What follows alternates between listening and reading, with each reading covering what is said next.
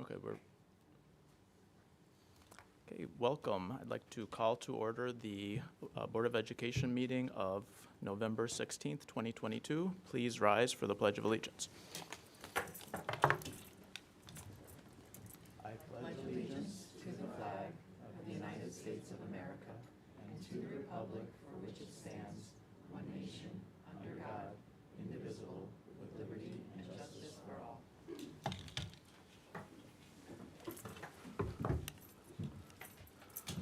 Okay, and now I'd ask Mr. Rowe to share a reiteration of the executive session motions.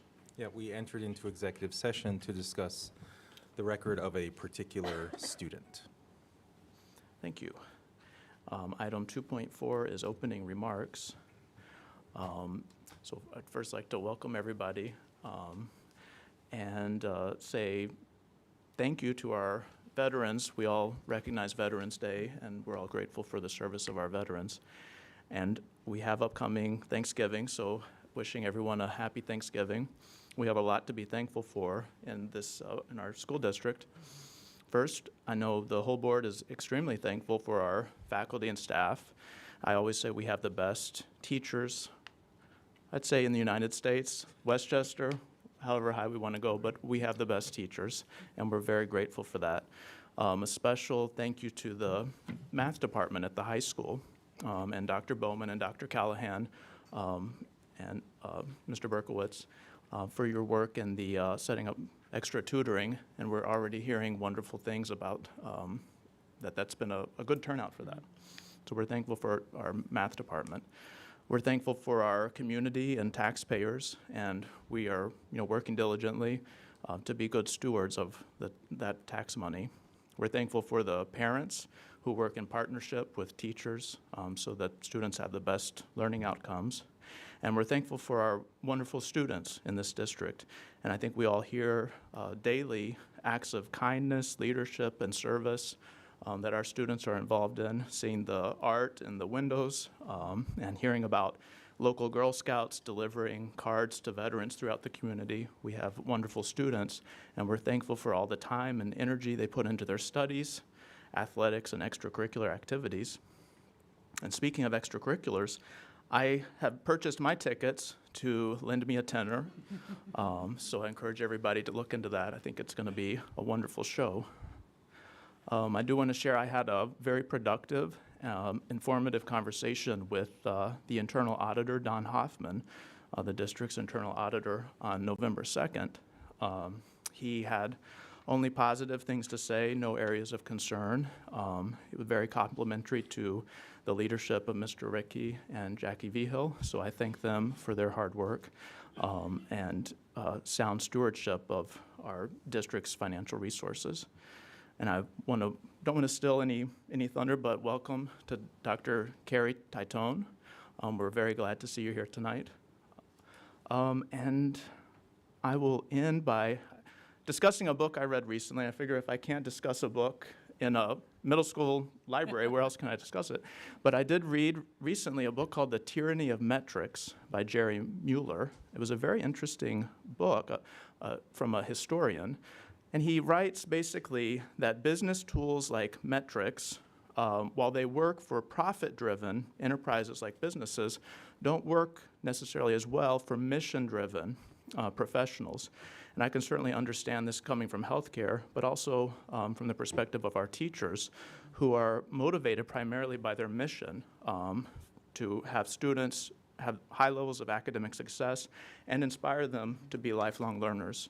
So I think that's something that we as a board do value, that insight, and take that into consideration, as we talk about important things like test scores, but understand that that's one element of a nuanced understanding of what our teachers are doing. So with that said, I'll invite the board to focus, as we agreed in our retreat, on strategic direction, policy, stewardship, oversight, and community leadership. So I'll pass it to Dr. Champ. Okay. Did you want to pass minutes first? Minutes. 3.1. Anticlimactic. I know. So I will accept a motion to approve the minutes from the business meeting of November 1st, 2022. So moved. Do I have a second? Thank you. All in favor? Aye. Any opposition? Hearing none, the motion carries. So 4.1 is the superintendent's report. Great. Thank you very much, Michael. And thank you for recognitions and for that thoughtful sharing of what you read. I think that's really important to keep in mind for all of us. So welcome tonight. It's nice to see everyone. Certainly, we've got some special guests in the audience, in particular tonight. At long last, we're very excited to finally be recommending the next assistant principal for Pelham Memorial High School. No interim in front of it, but our next probationary assistant principal. So tonight we have with us Dr. Carrie Titone. She's coming to us from the North Shore School District. So those of you who you may see some familiar, 6 degrees of separation between some of us and some of our predecessors. Dr. Peter Girizzo, after he left Pelham, went to North Shore, and I believe he is the superintendent that hired Carrie into her current position in North Shore.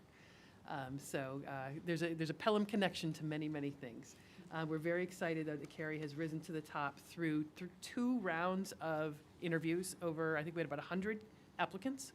We screened, I think it was close to 40? Oh, yeah, at least 40 candidates. 2 rounds of candidates coming through the full stakeholder committee to result in a very small and very select group of finalists. So Carrie really made it through the ringer to rise to the top of a large pool of candidates to be here tonight. So we're really excited about her and the expertise that she brings. She's currently serving as the supervisor for AP courses, dual enrollment, and IB at North Shore High School, where she has been in that position for the past 5 years. She's also worked at Western Suffolk BOCES Summer School as an assistant principal for 2 years and oversaw North Shore's summer experience as well.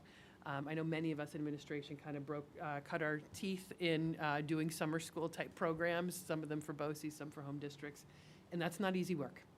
That is tough work in the middle of the summer with students who don't necessarily want to be there and certainly don't want to be there on their summer break, doing the things you're asking them to do. So that it's a tough job and an important job because that is something that gets so many kids historically and regionally through.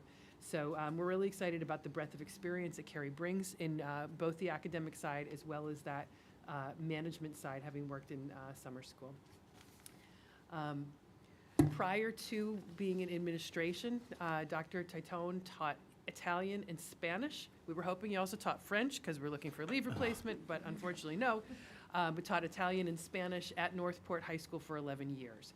She holds a BA in secondary Italian education from the University of Delaware, an MA in Italian and also school building and district leadership certificate from Stony Brook, and a doctorate of educational leadership from St. John's.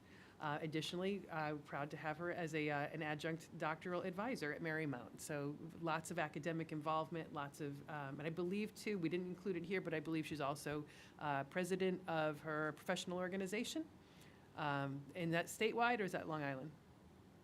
Long Island. Long Island, foreign language professionals, educators. So we're bringing someone who's going to bring, I think, a wealth of expertise that is a really great fit for Pelham. So I forgot to warn you, I'm hoping Dr. Garcia mentioned it. We'd invite you, if you'd like, to come and just any words of welcome. Yep, come on up to the microphone. And also want to thank Mr. Berkowitz, our building principal, for being here tonight to welcome Carrie and to finally complete this team. Carrie. Thank you, everyone, for this opportunity. I'm very excited to come aboard to this team to support Mr. Berkowitz at Pelham Memorial High School come January. It was definitely not an easy process to come to the, but when I got the notification the other day, it was really, really exciting. Bittersweet, right? I love my teachers, I love my students, but I'm very excited about becoming part of a new community, getting to know the families here, the teachers, the students, the faculty that support this building, the AV tech that takes all this stuff to make this happen every night, every day, make sure that the trees are trimmed and the lights are on when we come in every day. So super excited about the academics, but also very excited about the extracurriculars and coming to the school play and flipping the burgers at the football games and things like that. So very excited and thankful to be a part of this coming up on Thanksgiving. I want to thank you all for your time and dedication in being part of this process, and I really appreciate it. Thank you. Great, thank you.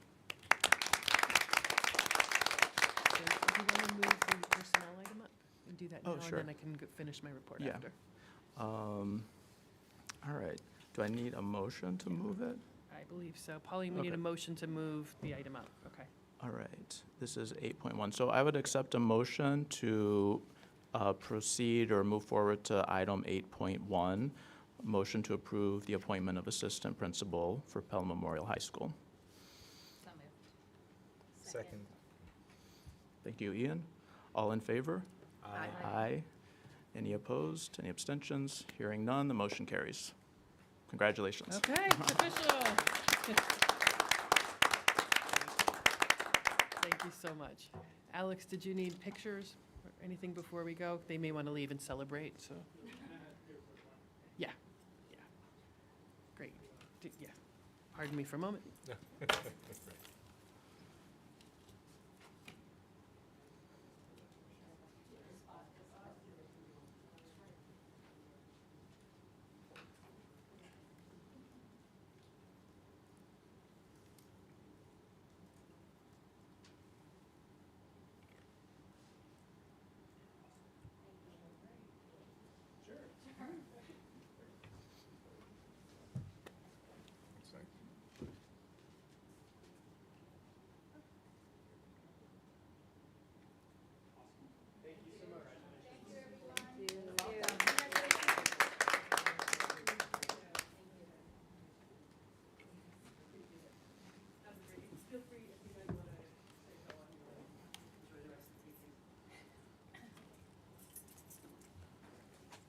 thank you. That's exciting. Well done. Okay, have a good night. So, let me get back to my notes. There's Dr. Tutone. Continuing on, just some updates and other updates and good news. I know the board certainly will remember our work session last month on digital literacy and fluency, and I know Mr. Sabalos had talked about Common Sense Education, the organization that he'd been working with in building, using resources from and building towards.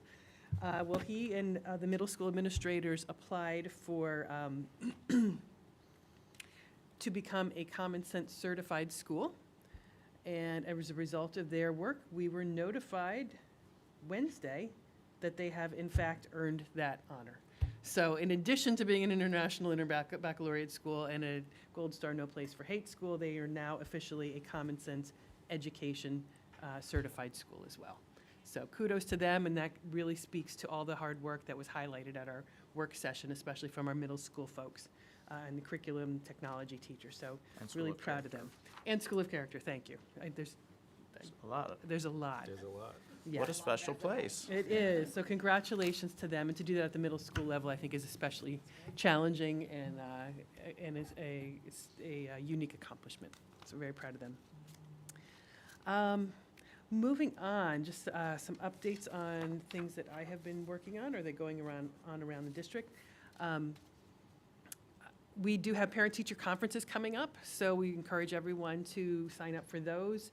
Elementary is being scheduled predominantly through Google Forms, directly by the classroom teacher. Specials are, there'd be a link for parents to email the specials teachers to sign up for those. Middle school, high school, we're using a different system this year. I believe it's integrated right into Infinite Campus, but it's the same structure as we've had in the past. We are offering both virtual and in-person. At the elementary, I think it's a very, very easy to, one parent to the next can go virtual versus in person. At the secondary campuses, they're designating certain blocks of time for remote and some for in person. The system couldn't handle, kind of the 7-minute back and forth sort of sign up. So, but we're happy to be continuing to offer that sort of hybrid approach. We found a lot more parents able to access that, especially working parents. Who couldn't necessarily take a half day to come in, but they're able to, on their lunch break or on a break, to schedule that time to Zoom in with their teacher. So we're excited about that. Who can we thank for the awesome new sign-up system? Is that you, Alex? No?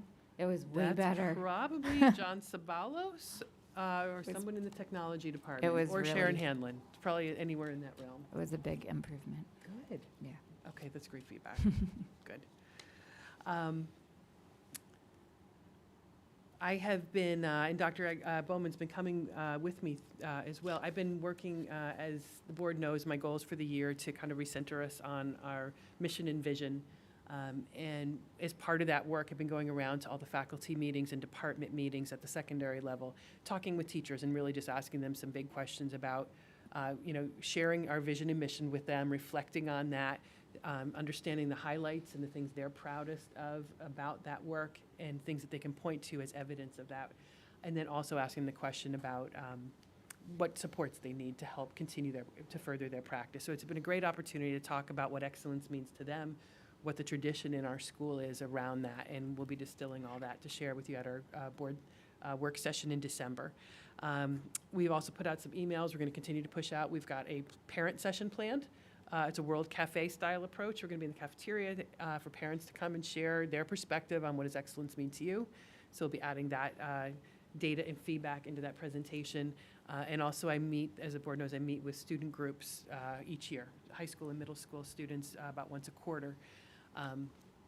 Actually, Audrey, I think, has been on one of my groups in the past. I had my first high school group meeting this past week, and it was just amazing to hear the students who had wisdom beyond their years talk about what these last couple of years have been like for them, the impact they know it's made on their lives, and be able to really articulate it so beautifully. So I'm hoping to then also include students, a couple students in our work session, as well as we're putting together some videos to be part of that. So it's been really exciting to get back in touch with folks. I was with the math department just today, and really we talked about all the great work that's going on there and the support the board and that we have for them. So it's been a nice opportunity to reconnect. And for Dr. Bowman, it's been great introduction to our esteemed faculty, for her to hear them, get to know them, faces, names, talk about what they're proudest about, and really get a flavor of the hallmark of what Pelham is all about. So that's been fun. We've got a lot more of those meetings to come. But very much enjoying that, making good progress there. I was going to share, I will be out of the district on Friday. Through my professional organizations locally, was selected to be an alternate on the Commissioners Advisory Council. So I'm going to be going up, and it'll be my first time getting to participate with that, with the State Education Department meeting, the monthly meetings with the Commissioner. So really exciting to hear what State Ed has to share, and then also to bring wisdom from the field back. So I was appreciative to be recognized by my colleagues for that, and excited to be able to go. Couple more things. I wanted to extend some thanks to a lot of folks. As I think everyone knows, we did have a security issue here at the middle school, high school last week. We happened to actually be here having one of our secondary leadership team meetings when it happened. So the preponderance, all the district administrators, we were all here, as well as our directors, as well as the building administrators. And it was just tremendous thanks to all the administrative team, the building administrators and the security staff who immediately went right into the mode. All of us, everybody grabbed the walkie-talkies, team approach to spreading out, deploying, and making sure that everything was, communication was done. Local police were communicated with, staff were communicated with, Alex, preparing community communications. And the way that the security staff methodically worked through the protocols that we have practiced with the administrative team was really, it was great to see. I'm really proud of their efforts, and thankful that everything wound up safe and secure. So we are, of course, debriefed from that, and we've got a facilities meeting coming up tomorrow morning. I know Jim's going to be scheduling a safety committee meeting in the near future as well. We continue to use those as learning lessons. We're already exploring some enhancements to the facility that we think could help to prevent situations like that. And I will tip a little bit of good news. It's not sealed down yet, but I did get a call from Senator Biaggi today about some potential capital funds available to the district. So we're working on that, and that was our immediate first thought was perfect opportunity to look at how we can shore up. And every time we do this, lessons learned, how can we improve and do better? So we'll be sharing some more of that as we start to develop some plans. And finally, I wanted to provide just a brief update. really from our last meeting, some folks had come to talk about the DEI coordinator. So two things. We have our first Cultural Competence Committee for the year is coming up next week.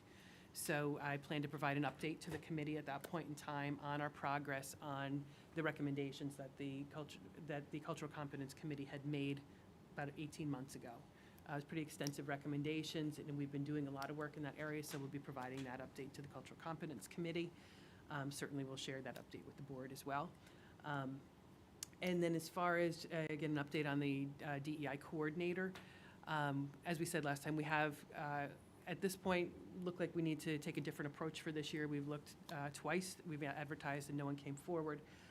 So I think to give us time to really, my thought and recommendation at this point in time, to give us time as we're now getting ready to head into the budget process to maybe think if that structure is not one that was going to really get us where we wanted to be, then maybe we need to rethink the model a little bit. So in the interim, while we have more time to think about it and how we might want to approach it differently, maybe reach out to some consultants as kind of an interim measure. Certainly would love to hear from the board about your thoughts on this. I did reach out to some of our good friends, Brendan and Franklin Campbell-Jones, who we were doing a lot of work with them prior to the pandemic. They had stopped traveling during the pandemic, but they were happy for the outreach. They've pared back a lot of their work. But those of you who know them, they're retired and they're trying to enjoy retirement a little bit. But because of the relationship we have with them, they would be willing to add us on as one of the districts that they work with. So just exploring some concepts with them. We started talking with the principals, the elementary principals and administrative team this past week about some ideas of approach, how we might start to build on the work that was done prior to COVID. So we're excited about a potential partnership there. And we'll certainly, a lot of folks had given me other resources of consultants. We'll explore those as well. I think Jim has told me we need to do an RFP at this point. So we'll be trying to finalize some of those plans over the course of the next few weeks. So I didn't know if there was any other thoughts or comments from the board about where we are with the DEI coordinator or what you see as potential next steps. The consultants that you just mentioned that have Yeah. history with the district, can you just describe a little bit more about the work they have done before? Sure. Because I don't recall. Yeah, and I think it was my second and third year in the district. We'd reviewed a variety of different providers and had settled on them because their approach was through the cultural proficiency framework, and it wasn't a one-shot deal. It was a cohort approach where they would come in, they would work with a cohort of shared stakeholders. So we had administrators, teachers, a few students, and parents. And it was 5 full days of training scattered, spread out throughout the course of the year, where we actually were in this room, I think, for most of it, and really dug deep into the cultural proficiency framework. It's just it's the framework. You could look it up online and see some of the tenets of it. But it was something that really starts with very reflective, start from a reflective inside-out approach is what they always say, and a lot of it had to do with communication, building relationships, understanding the lenses that one brings to, to themselves, brings to family, brings to work, brings to school, just based on, life experience. Understanding your own, taking the time to get to know one another and understand the lenses that others bring, and building bridges of understanding. That's kind of, I guess, how I'd best summarize it. Really powerful work, a lot of strong relationships built through that. So we did that cohort approach 2 different school years in a row, so about 80 people went through that training.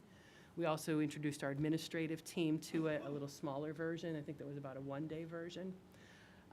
And we had hoped to move to a place of identifying people within those groups to then maybe go for a deeper level of training, whether to become turnkey trainers or to do professional projects, to take what they had learned and then, maybe evaluate their classroom libraries or do, curriculum development, thinking about lenses and the representation of the students that are in their classrooms.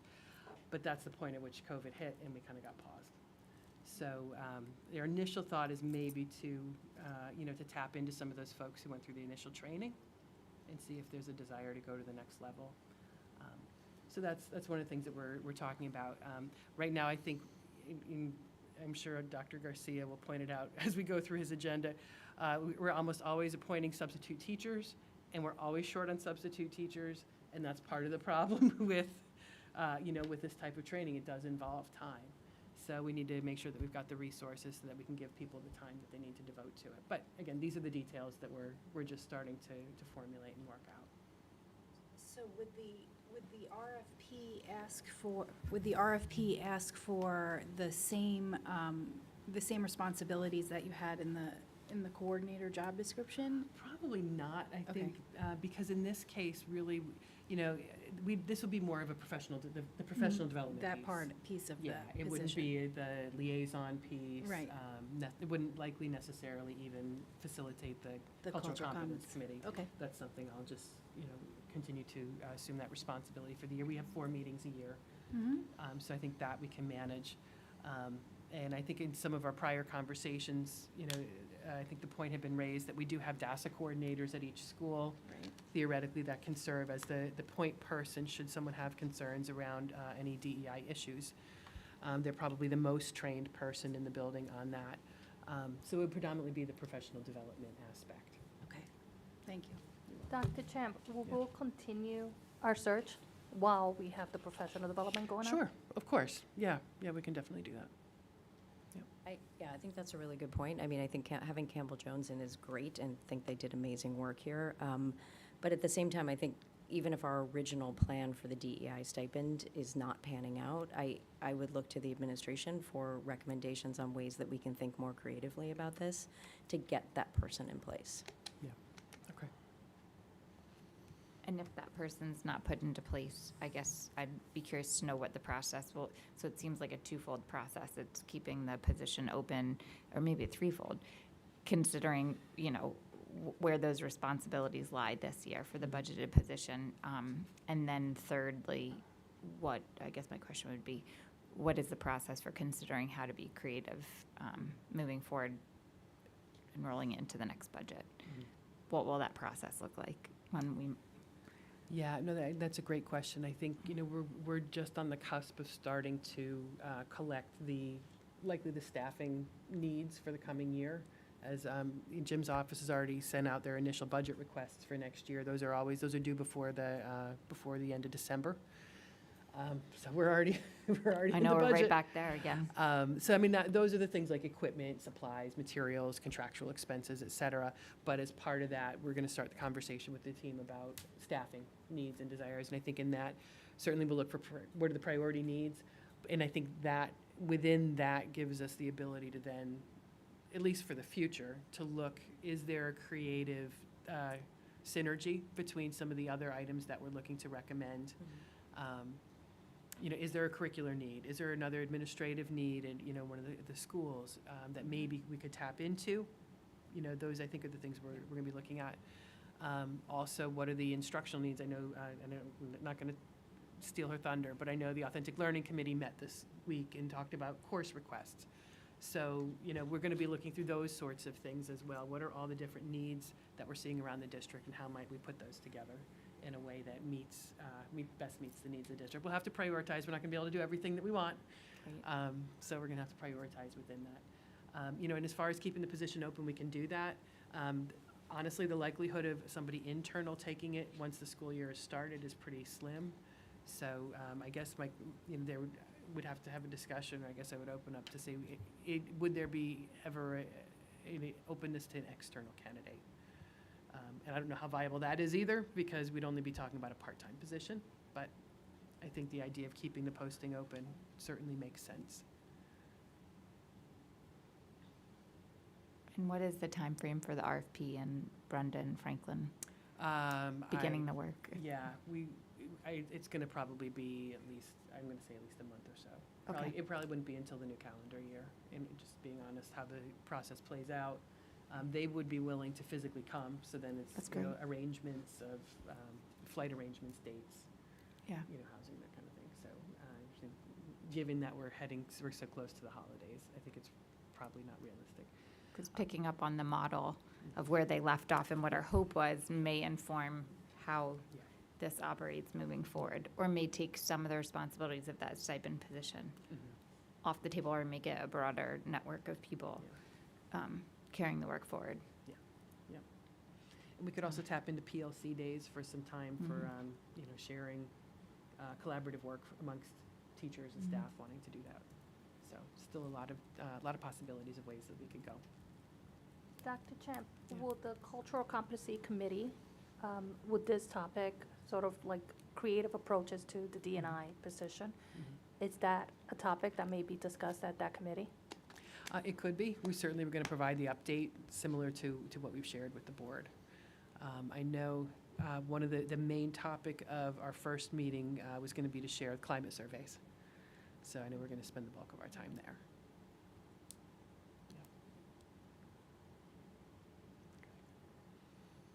Yeah, we did. We had discussed quite a bit recently and Yeah. looking at the DEI policy. And I was very impressed, if you go through the items that are listed there, Yeah. we're doing. few. Yeah, whether it be, recruiting diverse candidates for hiring, curriculum, whole child. I know Mr. Ricky and I have discussed equitable funding of our different schools and those considerations. So that's all happening. And the one thing that we identified was the professional development, Right. which we have a commitment to do, and figuring out how are we get that part done. And that's when you had, I Right. think, the great idea. Yep. I came to the Campbell-Jones training when it was, back when Oh, it was, really? which was right here. And it was very well Oh, received. I didn't realize that. Yeah, Yeah. you Wow. didn't know me back then. No, I didn't. No, we did. We knew each other. But they were very well received. Yeah. So I think that They're excellent. continuing, and they have a history, Yeah. they're already known. I think that they Yeah. could really make a positive contribution in terms of the professional development. Yes, everyone I know who participated in that training always, says it was great and very beneficial, so yeah, I look forward to meeting them. I think the downside is just that it's hard to maintain unless we have these sort of people within our system who can Yeah, that would agree be to the take ultimate on the goal. work, and it's very expensive. Yeah. So, Yeah, and it is challenging. Part of there's something just magical about them as They're people. awesome, They're yeah. amazing. And I think that's the hard piece is to really, to develop that depth of knowledge takes, years of mastery, I think. But then also to have the personality, to really, to know how to approach people in a way that is,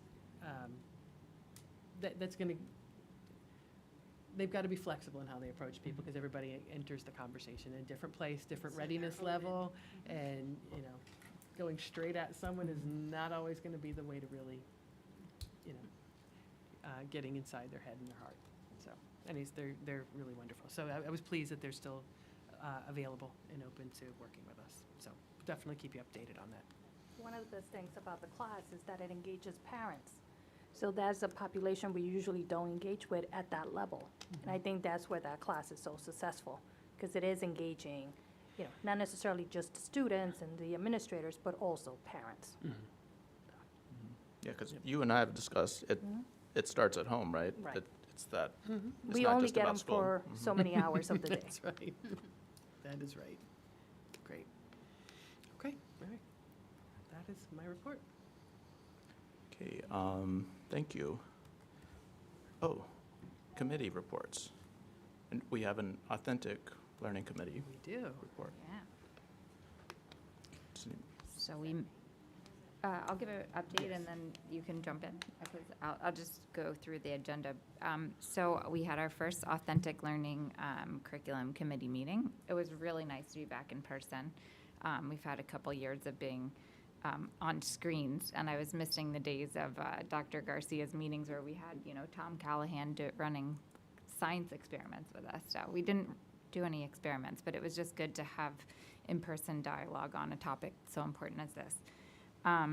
So we talked about a few things after introducing ourselves and getting to know the group. We talked about some of the goals for the year and some of the topics that we would be addressing, one of them being math review, which I know we've talked a lot about math, and the fact that our math oversight committee which rolls up to this committee. Will be updates along the way on that. We also have the Tri-States visit. It's a flashback to pre-pandemic days where we were all talking about our Tri-States visit, and then COVID happened a couple days later, or the lockdown happened. So they're going to be coming back in February with to pick up where we left off in the process. And then another focus of the year will be curriculum communication and ensuring that all the good work that's being done in the district is clearly articulated out to parents, and where it's posted on the website and that sort of thing. And a natural lift for a new person coming into the role that Dr. Bowman's in. And then another portion of our responsibility with this committee is to review course proposals for the next year ahead of budgeting. So we talked about you can go into more depth on this, but a new astronomy course that's being proposed at the high school. So that was exciting.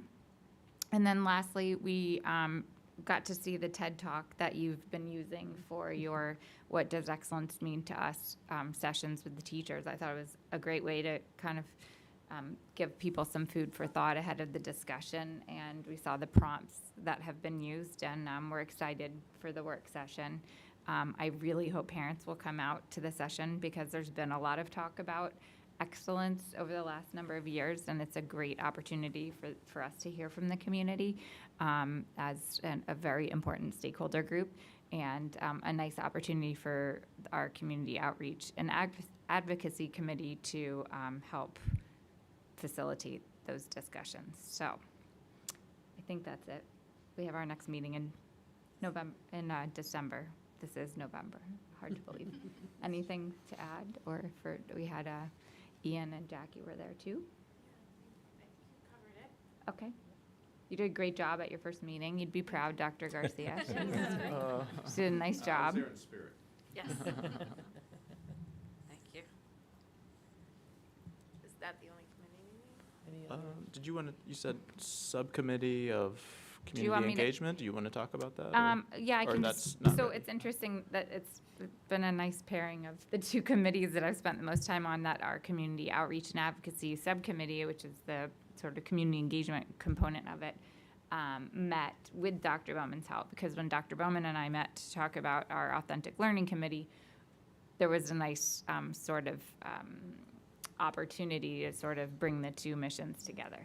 So we are in a brainstorming session right now, kind of state of being, that we're all considering how to kind of take on the concept of like the parent university and some of the topics that Dr. Bowman has talked about from an academic perspective, and engaging parents and seeing if there's opportunity for some of the subcommittee work that we're doing to work hand in hand. So we are brainstorming topics for potential coffee topics, and finalizing dates for board coffees, and resuming our Let's Talk sessions and what those topics might look like as we coordinate with Dr. Bowman and Dr. Champ and Alex. So I don't have any details yet, because I don't want to talk out of turn, but at our next meeting, we'll probably have a plan. But we're hoping to use that session on the 28th. It's kind of like the first way to engage with the community. So just a shout out to anybody who's on a committee.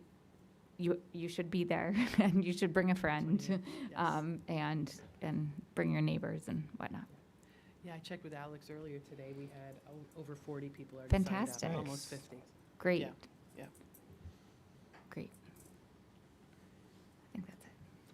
Okay. Any other committee reports? No.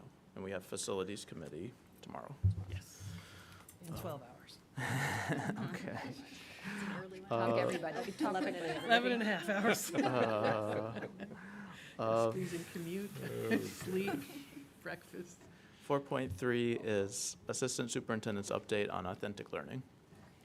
So I'll lead off with the new course proposal for astronomy, which came in, that was yesterday, just. So, Oh, yes, Tuesday, I talked about it like it was 10 days ago, but it was just yesterday. Yeah. right? Okay. Yeah. So Dr. Callahan has submitted a proposal for a high school class on astronomy. It will be hopefully will be considered as a dual enrollment course for students who have completed their sequence in math, in science, but are not necessarily going through the AP program but want to continue in the science fields.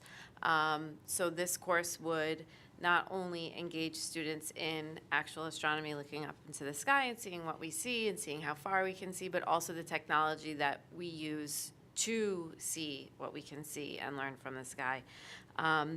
We would be able to use current staffing because we have teachers who are qualified and capable of teaching the course, so we'd be able to do that. It would be an elective science. It would be worth 1 credit. There is not a lab component attached to this, so it wouldn't have as much of an impact on any other discipline as if there were a lab attached, because then it would take up a period and a half.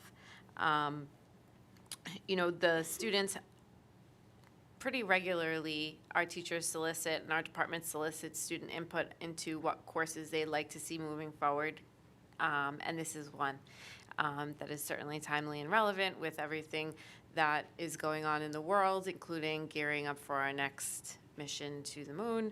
And so there is a lot of interest, and we anticipate starting, if approved, with 1 section next year, hopefully, for juniors and seniors who have completed their required sections, required credits in science, and you know, doing a review and apprising how this situation goes as time goes, and then considering building from there. So we're very excited about that. The costs would be minimal, except for getting instead of getting a telescope. I was going to say electron microscope, but wrong class. And so some telescopes, but we would work on funding for that in different ways. So very excited to bring that to your attention as we roll into the scheduling, staffing, and budgeting season. We've been very, very busy in curriculum and teaching, which is a good thing for schools. We've had a lot of professional development. Science 21 training for our fifth grade teachers has happened. We've had math PD for our elementary teachers, foundations training, words their way training, ELA PD, and ICT coaching. This week there is more math training, and today Dr. Champ and I had an opportunity to participate in our math professional development session for our elementary principals. We had the opportunity to spend 2 hours with Mrs. Dubose and Mrs. Finkelstein, who is our staff developer on the elementary level, and our principals, talking about best practices and supportive supervision of teachers as they use our Math and Focus program. During that time, we got to do some math, which was fun, played with manipulatives and kind of experience what the children experience as students of math, and talked about the different areas of the brain that are utilized when you learn math in different ways. Some of the struggles that our teachers may have with the difference in the way math was taught to them and the way that we are teaching math now, the propensity for folks to have a comfort area or a comfort method that they utilize. So, you know, you tend to do what you're good at more often. What you're most comfortable with is what you focus on. But structuring things to allow teachers and encourage them to move beyond what they're comfortable with, which would then be more in alignment with concepts and building concepts, so that besides knowing what steps to follow, students will understand the concepts and the relationships between the concepts as they move forward. So they would have more options and mechanisms and methods to approach different math problems as they move forward as mathematicians. We have another time scheduled for our principals in the spring. I'll call it March 6th this spring. And we have a half day for them as well then. We also will be working with our Branching Minds partners on December 1st with our instructional leaders. And so we will have 3 hours of training for our directors and our building leaders as well, so that we'll be able to begin the work in earnest and turnkey the next session. We have a 6-hour session for our MTSS teams, which will include our school psychologists, our our interventionists, as well as any other members of the MTSS team. So interventionists are general education teachers, school psychologists, resource room teachers. And so we will get very much into the woods and into using Branching Minds. I'm also working to reconstitute a committee, an MTSS committee that had begun prior to the pandemic, and was most recently met in 2019. So as to kind of pick up the torch that had been started at that point and reintegrate the work that was done through the committee with the work that has continued on the outside of the committee in the years that have passed since then. And I expect to get that up and running with a match of the different groups and roles that were present in that committee moving forward.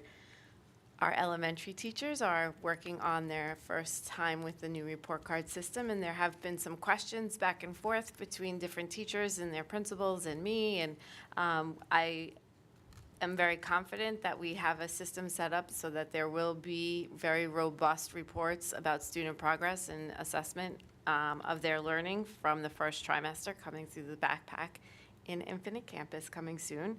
However, like everything, we are always looking to improve, so as time goes on, we will be reviewing the process and may make some adjustments for the coming school year so that it, is always working to be refined and better demonstrates the learning that our kids are doing.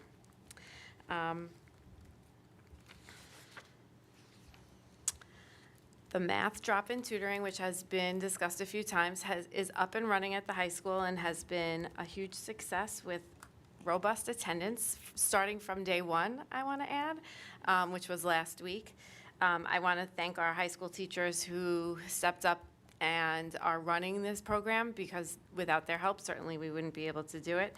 I know that the students are also very thankful and also have been really very responsive to it. It's running on Mondays, Tuesdays, and Thursdays, and I'm happy to report that. We are looking to expand the program, and so I'll hopefully have a report on that at our next meeting with that expansion. We are in the middle of the hiring process for another interventionist so that we can place that person where we most need him or her in the elementary schools based on need. What I've been explaining throughout the process to candidates is that really this is going to be a placement that's needs driven, so reviewing student data and schedules in each building to make sure that we can maximize the teachers' skills and opportunities for kids to learn and grow. So that'll be there won't be a one spot and here you are, now you stay here. It'll be based on what the students' needs are and reevaluated as we go through the process with progress monitoring throughout the years. We are also looking to, we have had an increase in the number of students who require ENL services, and so we're looking to add an ENL teacher to the district as well. And I have set up separately a meeting with a representative from a program called NWEA. It is a screener that's similar in some ways to AIMSweb in a lot of different respects. However, NWEA has a high school level screener, so we would be able to, if we chose to partner with NWEA in that way, potentially screen students to ensure that they are where they're supposed to be in a way that is similar to how we do that for our elementary students. Yep. And so that's something that we're looking to do so that we could provide more focused interventions in that respect as well, not only for students who are just coming to us from outside of the district, but for students who for various reasons are struggling. It'll help us to pinpoint what those various reasons are and address their needs. So we're looking forward to that as well. Yeah, and NWA MAP has a huge base across the country and very well respected. Yeah. One of the things I think, to your point with the secondary students, and the older the student, the more freely they tend to adhere to the administration of the assessments, meaning that the older students, is there a grade attached? No? Then, okay, I'm done. And what the NWEA has is a mechanism to kind of adjust for that, or at least report, there is guessing patterns that they'll report on how much time was spent on each question. So you can kind of do a little bit deeper dive into really addressing, is this the student's best, or is this a problem of commitment to actually assessing student learning? So that's something I'm kind of excited about looking into as well. Very exciting. That's great, thank you.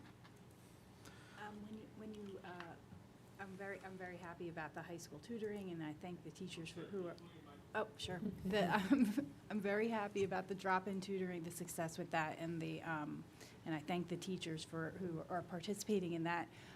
You mentioned potentially extending the program or expanding it. Does that include, are you considering expanding it to the middle school? Mm-hmm. Okay. We're looking into that, yep. Dr. Callahan's been really very forward-thinking in trying to make sure that every single corner has been looked into. And so he and I have been in discussions, and we're looking to see to what extent the need exists, and then how we would go about making that need get met in that way for those students.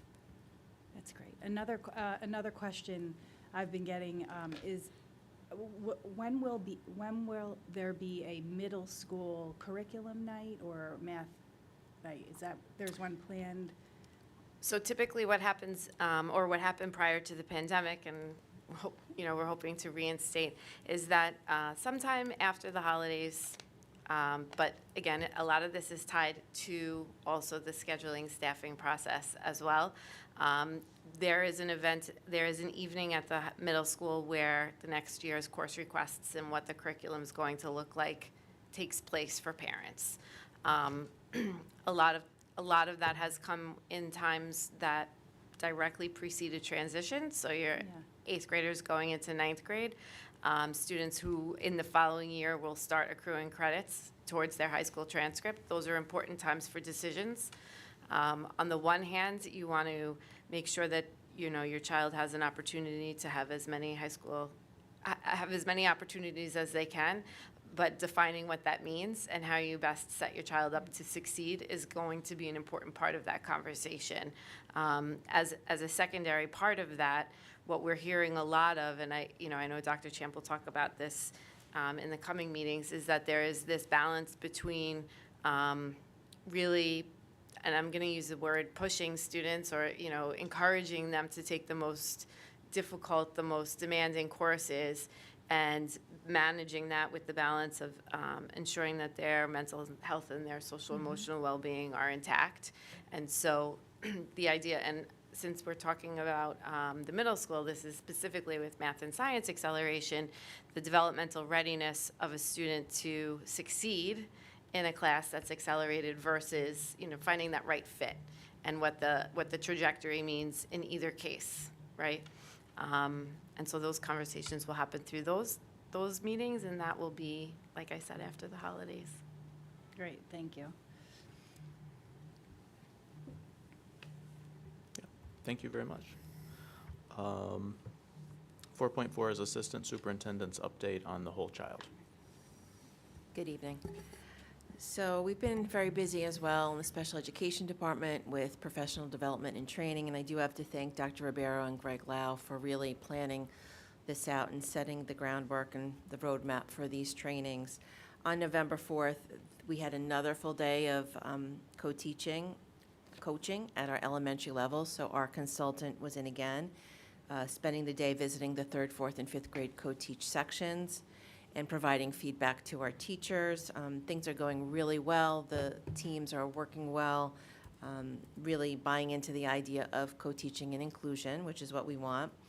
What's great about our consultant as well is they maintain a virtual office where she can upload her notes after every visit, so the teachers can refer to that for reference, and there's also resources in there that the teachers can refer to along the way between her visits. So she does a great job supporting the growth of the ICT practice methodology, and she's coming again on December 13th. Today as well, I split my time between, we had elementary and secondary department meetings. At the secondary department meeting, you've heard me talk about our consultant and neuropsychologist, Dr. Alyssa Vandermeer. She met with our special education teachers, and we're talking, and specifically, again, reviewing the educational assessment tool that we use when we do our evaluations, and helping the teachers make connections between how students score on these assessments, how they're performing in the classroom, and what that means when we recommend goals and supports for the students. So that was very exciting. On the 3rd, Dr. Ribeiro and I attended the SEPTA meeting, which was held here in the library. And we presented on the special education programming in Pelham, and we again reviewed information about IEPs and 504s, and specifically the definition of a parent member. There was a lot of questions about that coming from our special ed parents. So we had great conversation. We were able to answer parents' questions, and I believe that presentation is posted both on the SEPTA website and the PPS website. Just to mention, SEPTA's in the process of organizing their Pelham's Got Talent show in December, which will be Friday, December 2nd from 6:30 to 8. They're looking for talent, so I don't believe it's too late to sign up if you have a specific talent, or if you don't. The goal is really is to promote inclusion and to get students with disabilities together with Gen Ed counterparts, and just to promote the idea that we're really all the same. So I hope the community will come out and participate and support them. In terms of wellness, the Wellness Committee was supposed to meet last week. We got a little detour with the situation in the high school and doing hallway sweeps, so we'll meet as a committee next Tuesday. I'm very excited. We have a pretty large committee this year. I think membership has waxed and waned, but we have about 22 members, so I'm really looking forward to doing the work with that committee. Just in regards circling back to the DASA conversation, I myself did go to a professional development to make sure that I am keeping up to date with all the new laws and regulations, and working with our building DASA coordinators just to make sure, get a sense of when they were last trained and what updates we may need to provide for them. I worked with Alex Wolf. We had to update some of the information on the website. We had some outdated contacts, so we updated that, and made sure that we also shared information regarding some state level updates that came out and were new, so they have all that information. In addition, through Southern Westchester BOCES, districts have been invited to participate in something new called a Regional Crisis Response Training Team. This is it's a partnership opportunity between all the districts in Westchester County to support one another and neighboring districts in the case that there could be a critical crisis or incident that occurs, and you need more manpower to support either staff or the students who may be impacted by the result of a critical crisis or event. So the training is great. Each district can send up to 3 individuals. It benefits our district to go because we reap the benefit of learning what they're sharing and applying it here in our district to build our internal crisis response and planning. So myself and Dr. Hergenrother were able to attend the training last Wednesday, and some of the topics they will continue to cover have to do with grief, loss, and trauma, threat assessment, chronic illness, resilience. So it's a great opportunity to be involved in that with the county and neighboring districts. On last Thursday, I continued our journey with DBT. I met with our district consultant and our secondary support staff teams and our principals just to see where we are in regards to DBT and our offerings within the district. I think the general consensus is we have a solid Tier 3 offering in our middle school and high school because of our TSP programs, but we're really talking about how we can expand sort of a Tier 2 intervention so students can have access to that level of support who maybe are not classified or not in the TSP program, but still need some intense supports. So we are working on that. In regards to guidance, I just wanted to share some highlights. At the middle school level, our school counseling staff is doing 6th grade small group pullouts, so they're making sure that the school counselors are connecting to the 6th graders, sort of a getting to know you group. The 9th grade, in 9th grade, our high school social worker is starting to push in and do DBT Tier 1 lessons, so that's exciting. There is a upcoming career seminar this Friday the 18th. It's part of the Career Workshop Series that's done in collaboration with the Pelham Civics Association and the High School Counseling Department. And this career workshop is on marketing and advertising. So this particular panel has experts in the field of marketing and advertising. It will allow students to explore the modern ways companies connect with their audiences, and the conversation can examine the role of data and insights, the power of online and real-life experiences, and how organizations leverage these tools to achieve goals. So great opportunity for students who might be interested in that field. And Mr. Farrell shared with me, as of November 16th, over 80% of our seniors have submitted college applications. So they're following deadlines. That's good to know. So that's exciting. And just lastly, just a couple of highlights in the world of nursing. Our COVID cases continue to be low, so that's good. We had about 13 cases last week and 2 so far this week. We were able to order additional testing kits from BOCES. They've released them, so we've put that order in just in case we may need to send them home. Of course, we'll continue to watch how things roll out as we get into holidays and people getting together and traveling around. But right now, things continue to be on the quiet front, so that's good. Keep fingers crossed. And just lastly, I just want to say thank you. This is my first Thanksgiving I'm spending with all of you in the Pelham community. So I want to wish the Board of Education, the staff, the students, the families a very happy and peaceful Thanksgiving. And I am certainly very thankful to be here with all of you. Thank you. Thank you. Quick acronym check. I think I knew at one point what DBT was, but I forgot. Dialectical behavioral therapy. Is that not what you thought? Not what you thought it was? What did you think it was?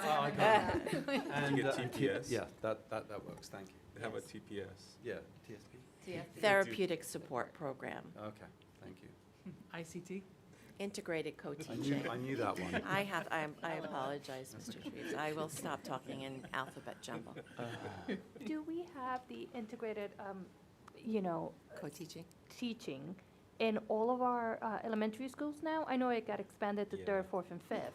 Right now, it's only in one school building. It's in Hutchinson. And as we continue to look at this, and I start to meet with Dr. Ribeiro and Mr. Lau regarding what we're seeing coming down the pike, what the need is. The thing with special education is we build programs as we need them. We don't just kind of having them lingering there kind of based on numbers and need. So we'll take a look at that, but right now it is just in one building, and it's in grades 3, 4, and 5. I think last year it was just in one grade.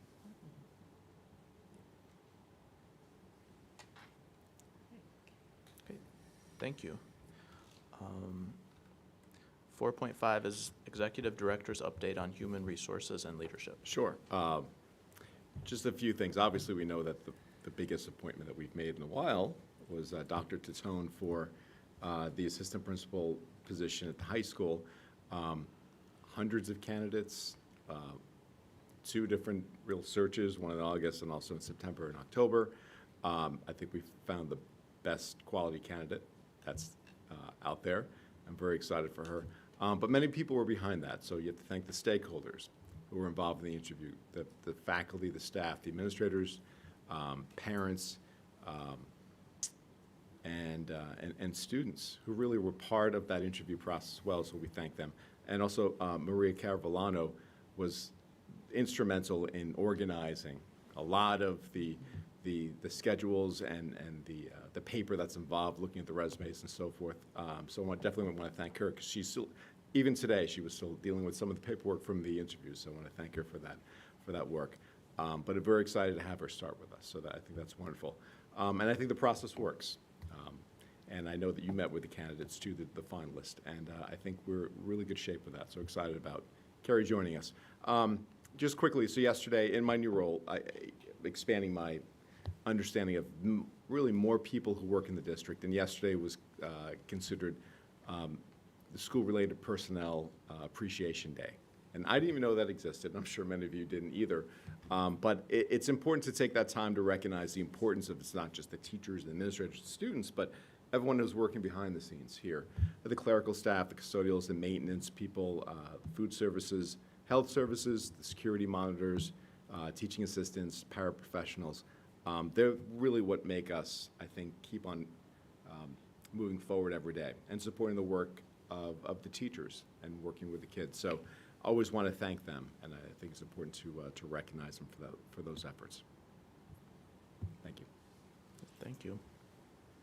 Yeah, I know I remember a particular custodian from high school that, was a person that a lot of kids had a special connection with. So, it takes everybody working together to make a. Definitely. Excellent. I mean, one thing that kind of, this is definitely off the topic, but I remember the movie The Breakfast Club. I'm sure many of you remember that. And, there was a scene with the custodian that was there working during the day on a Saturday. And he said he's the eyes and ears of the school. And I never forgot that. And it's true, because they know of really what happens in the school, the pulse of the school. And Kenny High School custodian was part of the interview process for Carrie. So I think it's always important to make sure that we have all the stakeholders and expand it then more than just with the traditional, you think, just teachers and administrators and students. So, Thank you. 4.6 is Assistant Superintendent's update on finance and facilities. I thank you. Good evening, and I get to back clean up here, so I appreciate that. So this evening is a business meeting. As you can see, there's not a very lengthy agenda, but there's a couple of items here that I could just speak to quickly. As you know, Dr. Legue is the district physician. Dr. Legue has joined a practice. So we're asking the board to assign his contract to his new practice. Documentation's been prepared by our legal counsel and reviewed by Dr. Legue's new practice's legal counsel. So this is a formality in continuing that relationship. We also have the recommended award of graphic design services that was done through an RFP process, and I know this was something that was also discussed by Mr. Wolf with the Advocacy and Community Engagement Group prior to coming before the board. We're fortunate we have moving ahead with completion of the administrative offices at the Sanborn site. About a year ago, we started moving on half of that site. The other half of those offices were occupied. We submitted an application to New York State Education Department in late June, early July timeframe. We just received clearance just a few weeks ago. So it's a lengthy process, a lot of phone calls. We're moving forward on that fit out, and they're aware certainly of our desire to occupy that space so that the folks in the administrative office can have a conference room, which is kind of nice, and they're a little less gypsy-like in there in having meetings in different buildings throughout the district. So we're excited about that moving forward. Tomorrow morning in 11 and a half hours, we have a meeting. 11 hours. 11. you're not counting. We have a facilities committee meeting. It's our first meeting of the year. We'll be discussing just different issues, obviously, throughout the district. We've got a Pelham Athletics group coming in. We'll update the 2018 bond work.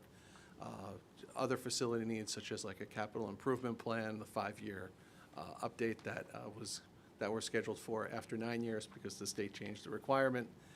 And items such as that. So again, I think we'll have a nice meeting, and we'll kind of pick up a little bit where we left off last year, and then add items as we work through the year. Budget season has started. We've shared some information with our departments, and we're working with our groups too, as far as looking at different things. We can talk about staffing. Certainly. We know inflation is playing a significant role in the cost of materials and supplies. So we're looking at different scenarios right now. We've asked department administrators to prepare 2 different budgets with 2 different scenarios to provide us with options depending on where state funding falls in and how funding looks as a district. So, but we want to be mindful. And I think we all know that. We go to the grocery store every week. Things are more expensive. And we're no different as an organization. We're facing those same challenges. We've been fortunate. Thank you, Dr. O'Shane, talking about the internal auditor. We've had actually he was in the office today, completing the field work. He expects to have some of that written work completed in draft form and be able to share with the audit committee first in the January timeframe. And again, Don's a very good resource. He's got a wide breadth of knowledge, working with many districts, and we really find him to be a valuable resource in helping us when you have a difficult decision or you think about a circumstance that may come up. We don't look at him in an adversarial role. We really look at him as a very constructive way to help us make the best decision for the district. So we're very happy about that. And then we had some this week, actually today, we had 2 lockdown drills. And those were at our elementary schools. They were announced to the students prior to that, but as part of building our capacity too, they were not run by either of the principals today. Those principals had other trainings. We have lead teachers in charge who are in the buildings when those principals are not there. And they ran both of those lockdown drills very well. So again, it was good to see that. Again, just try to get into a habit of trying to build more capacity. And as we move forward, I think, I kind of envision a process where we'd ask any teacher or person in the building, a custodian, a teacher, please call the drill. And because everyone would be empowered to do that if they need to do it. So again, kind of what I've preached all year, we just want to we want to continue to build our capacity. So that's it. It's kind of like I said, kind of a quick update for this evening. Thank you. Great, thank you. 5.1 is communications and comments from the public. Yes, if you state your name and address. Hello, my name is Audrey Levinson. I live at 211 Eastland Avenue. I'm a senior at the Pelham High School. I'm happy to be back here. I was actually here last month for the recognition National Merit. So thank you for having me. I'm here today to talk about the district's COVID policy.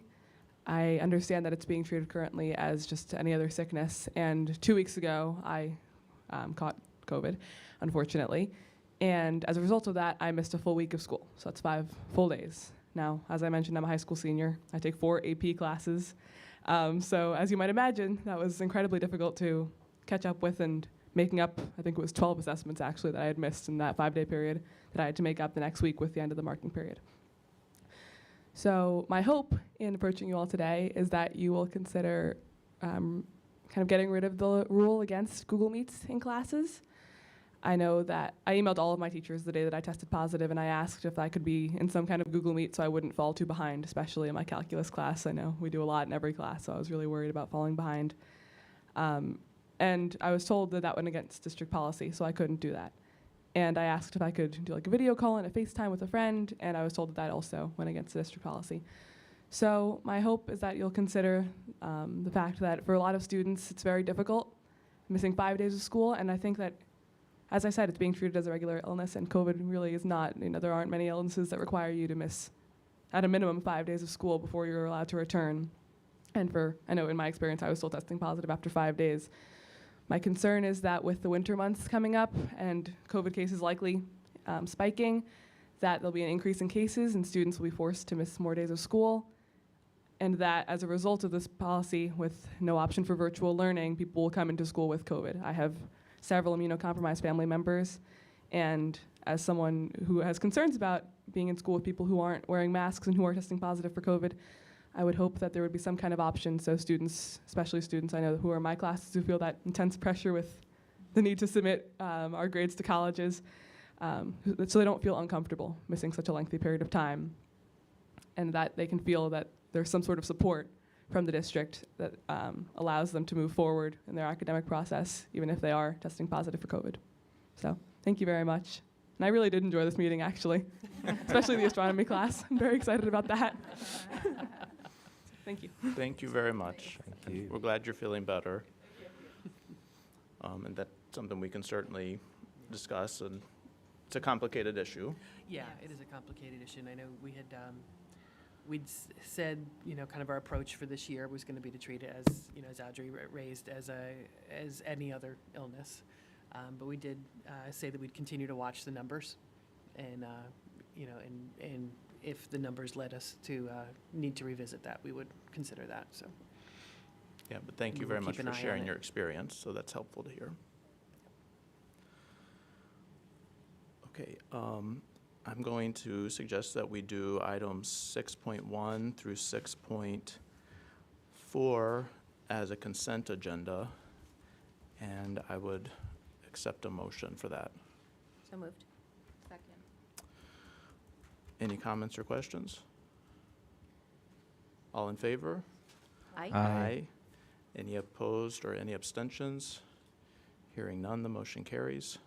Motion 6.5 is a motion to deny student discipline appeal. Resolved that the Board of Education of the Pelham Union Free School District does hereby deny the student discipline appeal set forth in a letter dated October 24, 2022, that was received on October 26, 2022, from the attorneys of student number 10, and directs the district clerk to inform the attorneys of student number 10 of this decision. Can I have a motion? So moved. Second? Second. All in favor? Aye. Any opposed? Any abstentions? Hearing none, the motion carries. 6.6 is a motion to accept donation. Can I have a motion to consider this?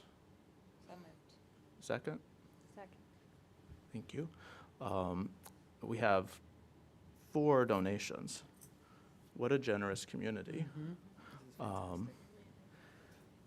Resolved that upon the recommendation of the Superintendent of Schools, the Board of Education does hereby accept the monetary donation of $14,560 to support the Extended Academy after-school program at the Pelham Middle School, and that gratitude be bestowed upon its donor, the Pelham Civic Association. Next, further resolved that upon the recommendation of the Superintendent of Schools, the Board of Education does hereby accept the monetary donation of $1,533.25 to support the college boot camp for English language learners at Pelham Memorial High School, and that gratitude be bestowed upon its donor, the Pelham Civic Association. Next, further resolved, the Board of Education does hereby accept the monetary donation of $31,000 for Grant 2301 Suzuki Guitar Program for students in grade 3 through 5 district-wide, and that gratitude be bestowed upon its donor, the Pelham Education Foundation. And finally, further resolved that the Board of Education does hereby accept the monetary donation of $1,100 for Grant 2302, Breaking Free of Anxiety, short film and panel discussion, and that gratitude be bestowed upon its donor, the Pelham Education Foundation. So that is, between Pelham Civics and Pelham Education Foundation, many thousands of dollars of support. So we're very thankful to to our community. Incredibly. Any comments about these, or does anybody want to say? Nope. I I'll- would like to give a special thanks to the Pelham Education Foundation. I think the Suzuki Guitar Program is going to be just a huge hit. And, you know, introducing music or different instruments at that level is just something that, you know, the students will like. So I hope that, you know, this is the first phase of something we could continue to see with music in the classrooms. Yeah, it's very exciting. Yeah, I know when Dr. Bowman and I met with the music department recently on our visits, they were excited about it too, and what the potential of what it could expand down the road at the upper levels. Yeah. So it's great that the innovation that comes through the Education Foundation is really, as you said, something to be incredibly thankful for. So Is I know- the Breaking Free of Anxiety film and discussion open to the public, or is that for, it is? Yeah. Great.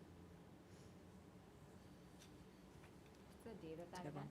Is that the one you mentioned was in January, or is it a different, December? Okay. All in favor? Aye. Any opposed? Any abstentions? No. The motion carries. Moving on to Section 7, Policy Monitoring and Governance. We have the Policy 8260, Title I, Parent and Family Engagement. This was the policy that we reviewed in Policy Committee and is pretty straightforward based on the title. This is responding to a state education department request, basically to change one word. Correct. From may to will. right?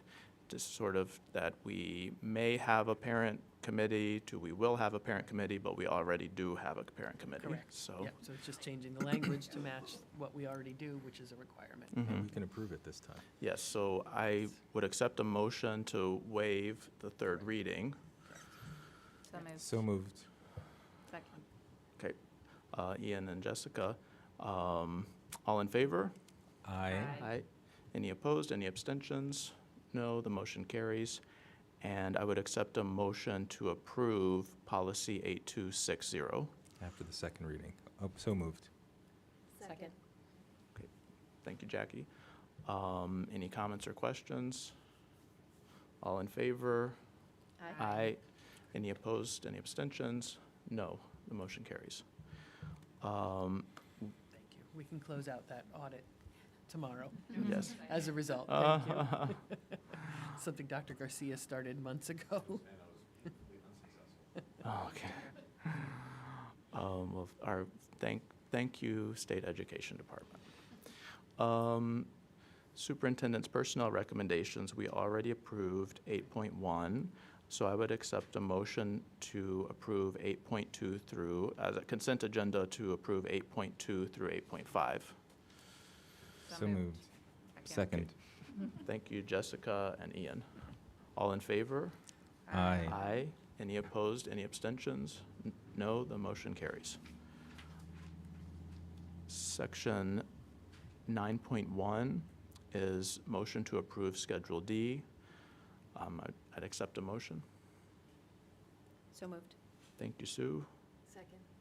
Thank you, Jackie. All in favor? Aye. Any opposed, any abstentions? No, the motion carries. Item 10 is new business. No. 11 is further communications and comments from the public. And no. So, Dr. President Owen Machine, would you entertain a motion to adjourn? yes. Do I have a second? Second. Thank you, Natalie. All in favor? Aye. Aye. Any opposed, any abstentions? Hearing none, the motion carries. Thank you very All much. right. Just want to say that event at the Pelham Picture House is December 13th. It'll be December 13th. Great, thank you. I'm sorry, what was it? December 13th. Okay, great.